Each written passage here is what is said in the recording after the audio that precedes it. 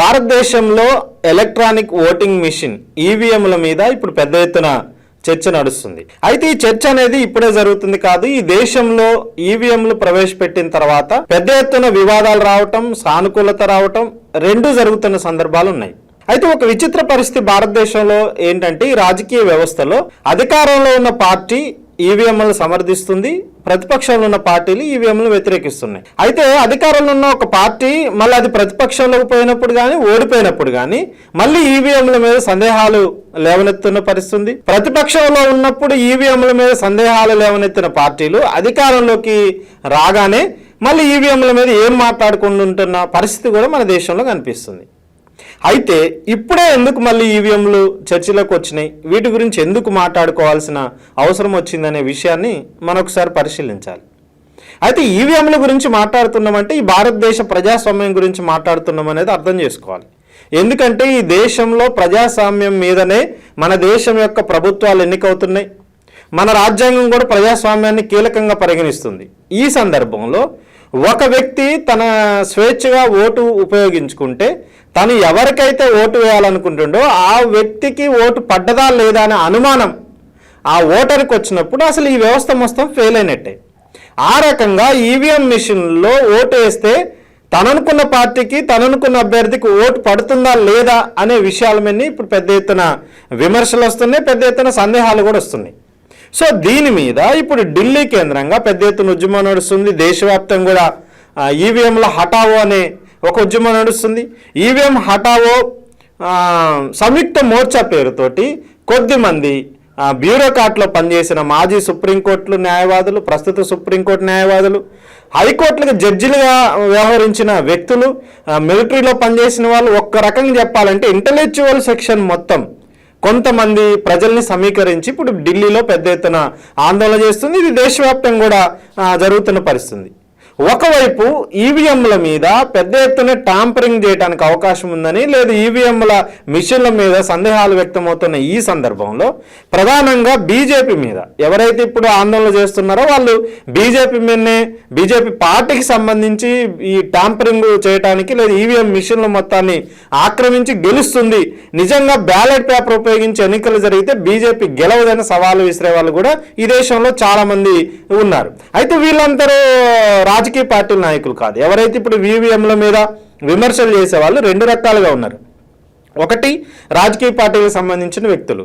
ఇప్పటికే ఇండియాకి సంబంధించిన కూటమిలో ఉన్న 28 పార్టీలు కూడా ఈవీఎంలకు సంబంధించిన అంశాల మీద పెద్ద ఎత్తున వివాదాలు లేవనెత్తినాయి, సందేహాలు లేవనెత్తినాయి. రాజకీయాలకు వచ్చే పక్కన పెడితే ఈ దేశంలో పౌర సమాజంలో ఉన్న ఇంటలెక్చువల్ ఎవరైతే ఉన్నారో, అది లాయర్లు కావచ్చు, జడ్జీలు కావచ్చు, డాక్టర్స్ కావచ్చు, మిలిటరీలో పనిచేసే వాళ్ళు కావచ్చు, ఐఆర్ఎస్ కావచ్చు, ఇంకా ఒక ఉద్యోగాల్లో పనిచేసి రిటైర్డ్ అయ్యి సమాజం కోసం సేవ చేయాలనుకున్న ఎన్జిఓ లాంటి సంస్థలు కూడా కావచ్చు, ఇట్లాంటి వాళ్ళు కూడా ఈవీఎంల మీద ఇప్పుడు సందేహాలు లేవనెత్తడంతో ఇప్పుడు ఇది పెద్ద ఎత్తున వివాదంగా చర్చగా మారిన పరిస్థితి. అయితే బీజేపీ మీద ఎందుకు విమర్శలు వస్తున్నాయి? బీజేపీ ఈవీఎంలు వచ్చిన కానుండే గెలుస్తుంది, యాక్చువల్గా ఈవీఎంలు అన్నిటిని బీజేపీ మ్యానిపులేట్ చేస్తుంది అనే విమర్శలు ఇప్పటిదాకా బీజేపీ ఎదుర్కొంటుంది. కానీ విచిత్రం ఏమిటంటే, ఏ విమర్శలు అయితే బీజేపీ మీద ఇప్పుడు వస్తున్నాయో కానీ ఇప్పుడు అదే బీజేపీ ఒక సంఘటన, తను తీసుకున్న నిర్ణయం ఇప్పుడు వస్తున్న విమర్శలన్నిటికీ బలాన్ని చేకూర్చేటట్టు ఉంది. వాస్తవంగా ఈవీఎంల చరిత్రను మనం ఒకసారి ఈ దేశంలో పరిశీలిస్తే 1990లో ఈవీఎం మీద పెద్ద ఎత్తున మన దేశంలో చర్చ జరిగింది. దీన్ని 1998, 2001లో ఈవీఎంల ప్రవేశాన్ని భారతదేశ ఎన్నికల సిస్టంలో ప్రవేశపెట్టారు. కానీ ప్రధానంగా 2014 పార్లమెంట్ ఎలక్షన్స్ నుంచి ఇది మొత్తం దేశవ్యాప్తంగా ఈవీఎంలు తీసుకురావడం, ఆ సందర్భంలోనే దీని మీద విమర్శలు వచ్చినాయి. అయితే ఈ విమర్శలు చేసిన వాళ్ళు ఎవరు? మొదటగా అసలు ఈవీఎంల మీద సందేహాలు వ్యక్తం చేసిందే బీజేపీకి సంబంధించిన లీడర్లు. ప్రధానంగా సుబ్రహ్మణ్యం స్వామి బీజేపీ రాజ్యసభ సభ్యుడిగా ఉండి ఈ వీటి మీద పెద్ద ఎత్తున వివాదాలు తీసుకొచ్చాడు. ఆయనే కాదు, ప్రధానంగా జీవీఎల్ నరసింహన్ అనేటానే బీజేపీ రాజ్యసభ సభ్యుడు. ఈయన తెలుగు వ్యక్తి కూడా. ఈయన ఏకంగా ఒక బుక్కే రాశాడు. ప్రజాస్వామ్యం ప్రమాదంలో ఈవీఎంలని మనం విశ్వసించగలమా అని ఒక బుక్ రాసి అసలు ఈవీఎం మిషన్లు నమ్మటానికి వీల్లేదు, ఇవి ప్రజాస్వామ్యాన్ని ప్రతిబింబించవు, కాబట్టి మేము ఈవీఎం మిషన్లు వ్యతిరేకిస్తున్నామని ఒక బీజేపీ రాజ్యసభ సభ్యుడు, బీజేపీ ప్రముఖ నాయకుడు, బీజేపీకి సంబంధించి మహారాష్ట్రకి చెందిన ఒక 2-3 మినిస్టర్లు ముఖ్యమంత్రులుగా పనిచేసిన వాళ్ళు కూడా విమర్శలు చేశారు. కానీ 2014లో బీజేపీ గెలిచిన తర్వాత ఆ విమర్శలన్నీ పక్కన పోయినాయి. బీజేపీ ఇప్పుడు ఎక్కడ చూసినా కానీ ఈవీఎంలను సపోర్ట్ చేసే పరిస్థితికి వచ్చింది. ఇక్కడే అనేక అనుమానాలకు తావునిస్తుంది. ఏంటంటే బీజేపీ టెక్నికల్ పరంగా ఈవీఎంలని మ్యానిపులేట్ చేయడానికి అధికారాన్ని ఉపయోగించుకొని ప్రయత్నం చేస్తుందనే విమర్శలు కూడా వచ్చినాయి. అయితే ఇది నిజమా కాదా? అసలు నిజంగా బీజేపీ ఈవీఎంలని వాడుతుందా? ఈవీఎం వ్యవస్థను మొత్తాన్ని తన కంట్రోల్లోకి తీసుకొచ్చి అధికారంలోకి వస్తుందా? నిజంగా ప్రజలు బీజేపీకి ఓటు వేయకుండానే మిషన్ల ద్వారా వచ్చిన ఓటుని తనకు అనుకూలంగా మార్చుకొని రాజ్యాంగంలోకి లేదా అధికారంలోకి వస్తుందా అనే విషయాన్ని మనం ఒకసారి చూడాలి. అయితే దీనికి ఊతమిచ్చేటట్టు ఇప్పుడు తీసుకున్న ఒక నిర్ణయం అనేది ఇప్పుడు ఒక కీలకంగా మారింది. నిజమే, బీజేపీ ఈవీఎంలని వాడటానికి ప్రయత్నం చేస్తుంది అనడానికి ఒక ఆధారం దొరికింది. ఏంటి ఆధారం? ఈ మధ్య కాలంలో వాస్తవంగా భారతదేశంలో ఈ ఈవీఎంలని తయారు చేసే 2 సంస్థలు, ఒకటి Bharat electronic limited BEL, 2 electrical corporation of India ECIL, ఈ 2 కంపెనీలు పెద్ద ఎత్తున ఈవీఎంలను మన దేశంలో తయారు చేస్తే ఇవి 2 ప్రభుత్వ రంగ సంస్థలు. అయితే ఈవీఎం మిషన్లు తయారు చేసే పని మాత్రమే ఈ కంపెనీలు చేస్తాయి.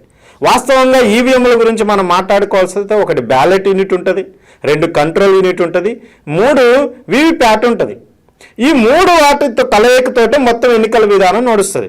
అయితే బ్యాలెట్ యూనిట్ మీద ఎవరికి సందేహాలు లేవు, కంట్రోల్ యూనిట్ మీదనే అందరికీ సందేహాలు. వీవీప్యాట్ వచ్చిన తర్వాత మనం వేసిన ఓటుని మనం చూసుకోవచ్చు 15 సెకండ్స్ తర్వాత ఆ ఓటు పేపర్ రూపంలో కూడా ఉంటుందని చెప్తున్నారు, కానీ దాని మీద కూడా ఇప్పుడు విమర్శలు వచ్చినాయి.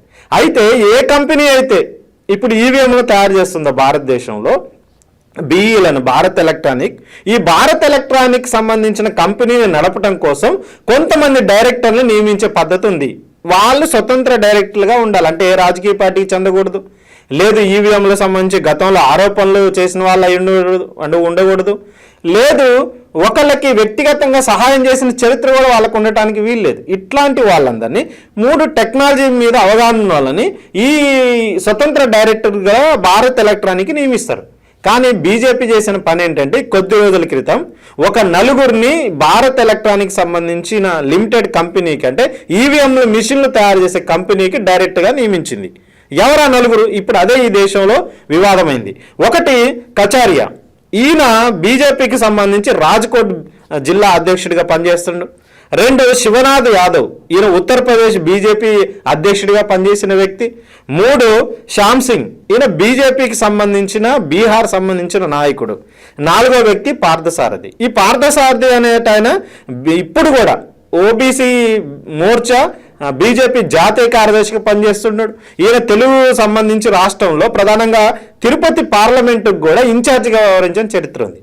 మొత్తం 7 డైరెక్టర్లలో 4 బీజేపీకి చెందిన వాళ్ళని నియమించడంతో ఇప్పుడు అసలు మిషన్ల మీదే విమర్శలు వస్తుంటే ఈ మిషన్లు తయారు చేసే సంస్థకి 4 బీజేపీ ప్రత్యక్ష లీడర్ని నియమించడం అంటేనే ఆటోమేటిక్గా కొత్త మిషన్లు తయారు చేయడానికి కానీ, లేదు ఎలక్ట్రానిక్ మిషన్లు నడిపే పద్ధతిలో కానీ ఈ కంపెనీ మొత్తాన్ని బీజేపీ హ్యాండ్ ఓవర్ చేసుకుంది. ఇప్పుడు రానున్న ఎలక్షన్స్, ప్రధానంగా 2024లో జరిగే ఎలక్షన్స్లో బీజేపీ దేశవ్యాప్తంగా గెలవడానికి కొన్ని వ్యతిరేక పవనాలు వీస్తున్న ఈ సందర్భంలో అసలు ఈవీఎం మిషన్లు తయారు చేసే సంస్థను మొత్తాన్ని తమ గుప్పిట్లో పెట్టుకొని పెద్ద ఎత్తున అక్రమాలకు పాల్పడి గెలవాలనే ప్రయత్నం బీజేపీ చేస్తుందని ఎవరైతే ప్రతిపక్షాలు, లేదైతే ఎవరైతే మాజీ జడ్జీలు, లేదు ఎవరైతే బ్యూరోక్రాట్లుగా పనిచేసిన వాళ్ళు, లేదు మిలిటరీలో పనిచేసిన వాళ్ళు ఆరోపణలు చేస్తున్నారో ఇప్పుడు ఈ నియామకం అనేది వాటిని రుజువు చేసే రకంగా ఉంది. కాబట్టి దీని మీద ఎలక్షన్ కమిషన్, వాస్తవంగా ఎన్నికల కమిషన్ పాత్రనే ఇక్కడ అనుమానాస్పదంగా ఉంది. ఎలక్షన్ కమిషన్ స్పందించాల్సిన అవసరం ఉంది. స్పందించి ఈ డైరెక్టర్ల యొక్క చరిత్రను చూసి నియమించాలి కదా. ఈ డైరెక్టర్లందరూ చరిత్ర, బీజేపీ చరిత్ర ఉన్న డైరెక్టర్ నియమిస్తే దాని మీద ఒక మాజీ సుప్రీంకోర్టు జడ్జి పోయి ఎలక్షన్ కమిషన్కి ఫిర్యాదు చేస్తే కూడా ఇంతవరకు దాని మీద ఒక్క చర్య కూడా తీసుకోలేదు. కాబట్టి ఎన్నికల సంఘం యొక్క నిర్వహణ మీద ఎన్నికల సంఘం ఎవరైతే అప్లికేషన్ పెడుతున్నారో, ఎవరైతే ఫిర్యాదులు చేస్తున్నారో, ఇదంతా ఎలక్ట్రానిక్ మిషన్లు తయారు చేసే ఒక కంపెనీనే బీజేపీ చేతుల్లోకి పోతుందని ఆరోపణలు చేస్తున్నారో, అట్లాంటి ఆరోపణల మీద విచారణ జరపడం కానీ, అట్లాంటి ఆరోపణల మీద స్పందించడం కానీ భారత ఎన్నికల సంఘం చేస్తే అది ఒక నమ్మకాన్ని కలిగించే అవకాశం ఉండే. కానీ ఆ రకంగా ఎన్నికల సంఘం స్పందించకపోవటం వల్ల కూడా ఇప్పుడు అసలు ఈవీఎం మిషన్లు మొత్తం బీజేపీ వశమవుతున్నాయనే విమర్శ అవుతుంది. అది సరైనదని అనిపిస్తుంది. ఇలాగింటే జరిగితే మన దేశ ప్రజాస్వామ్యం ప్రమాదంలో పడే అవకాశం ఉంది. అది బీజేపీనా, కాంగ్రెసా, ఇంకో పార్టీ కాదు. ఒక పార్టీ ఎలక్షన్ మేనేజ్ చేసే మిషన్లు తయారు చేసే సంస్థలో ప్రత్యక్ష బాధ్యత ఉంటే ఎవరికి ఫేవరబుల్గా ఆ మిషన్లు తయారైతే అనేది మనం చూడాల్సిన అవసరం ఉంది. ఆ రకంగా ఒక రాజకీయంగా ఈవీఎంలు వాడుకోవాలని బీజేపీ కుట్ర ఉందని ఏదైతే ఆరోపణలు వస్తున్నాయో ఈ చర్యతోటి అది సరైనదని రుజువు జరుగుతూ ఉంది.